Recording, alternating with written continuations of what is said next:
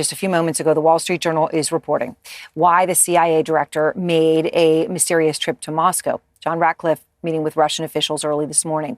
And let's show you video of what's believed to be his plane landing in Latvia shortly after that visit. We are now learning what those discussions were about, according to the Wall Street Journal.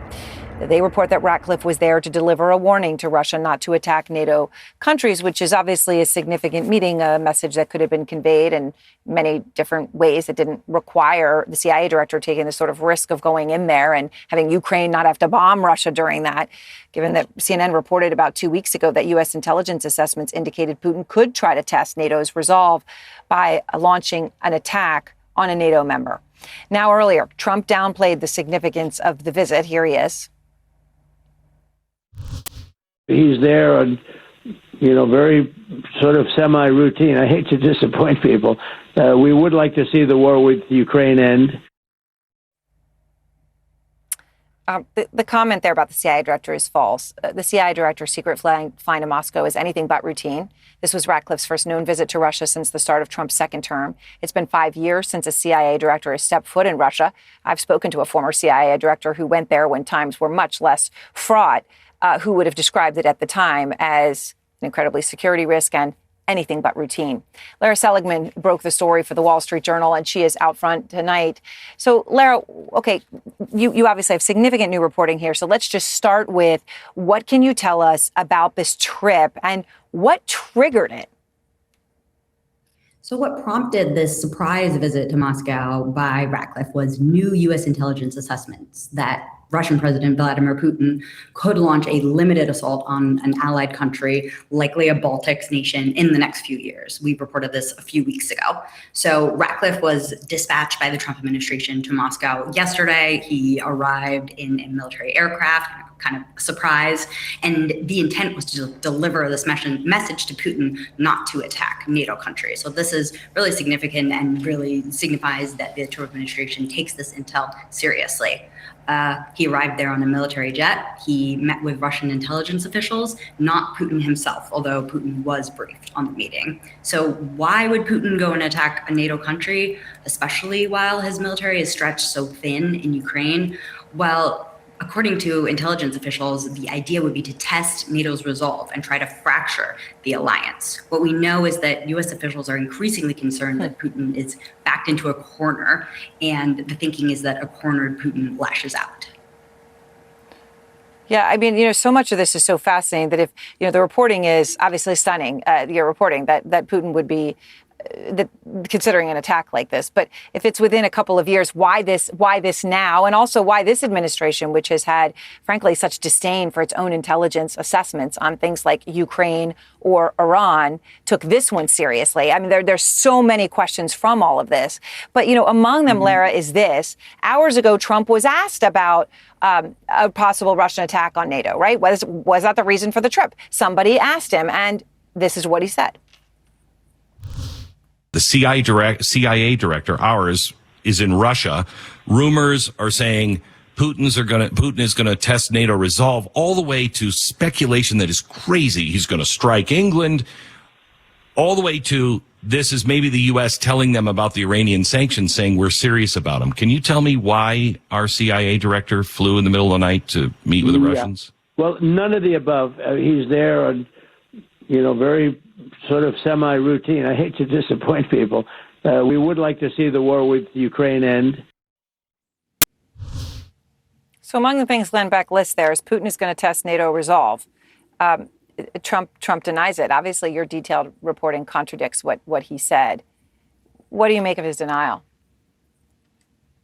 Well, I think it's kind of embarrassing for the administration. I mean, I think he was meant to go there covertly and have this meeting with Russian intelligence officials. Potentially, they even asked to speak with Putin himself, and they did not actually meet with Putin. And it's possible that Russia rebuffed their request and they went home empty-handed. So my thinking is potentially they're embarrassed and don't want to admit what they were doing. But what we do know is that Putin is in a very difficult situation right now. He's being squeezed on the battlefield in Ukraine, and he's under domestic pressure at home. And he may see an opening as well, since there is, as we've reported, a shortfall in critical Western munitions that's been driven by expenditures in the Iran war. So that could also factor into Putin's thinking here.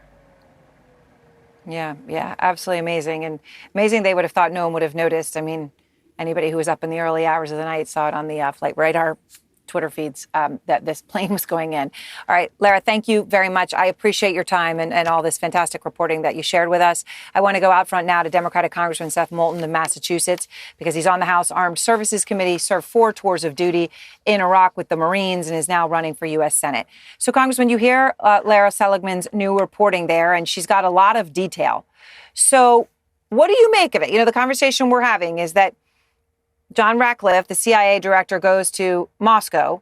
And what does it say to you that he would go, if it's for this reason, to warn Putin about a NATO attack, that Ratcliffe chose to do that now, this rose to that level, and that Putin didn't actually meet with him? What does all this mean to you? Well, Aaron, as you pointed out, this is nothing routine at all. And so it suggests to me that this is a serious emergency. And it's yet another example of how the Trump administration fundamentally puts our national security at risk every single day. You know, the conservative guy, Glenn Beck, says Putin might want to test NATO's resolve. But fundamentally, what Putin might want to do is test Trump's resolve, because a lot of people question Trump's resolve when it comes to standing up to our NATO allies. He's repeatedly undermined our NATO allies. A lot of people question Trump's resolve when it comes to standing up to Putin himself, because he's always praising Putin, blaming Zelensky for war criminal Putin's criminal war in Ukraine. So there are really legitimate concerns about the resolve of the President of the United States, and that's dangerous for us and for our allies. I want to play something else that Trump said in that same interview with Glenn Beck about the supreme leader in Iran, who obviously hasn't been seen, as you know, Congressman, since he formally assumed power. And let me just check here to make sure we all understand. That was about 6 months ago, okay? But here's Trump to Glenn Beck. I don't think he's dead.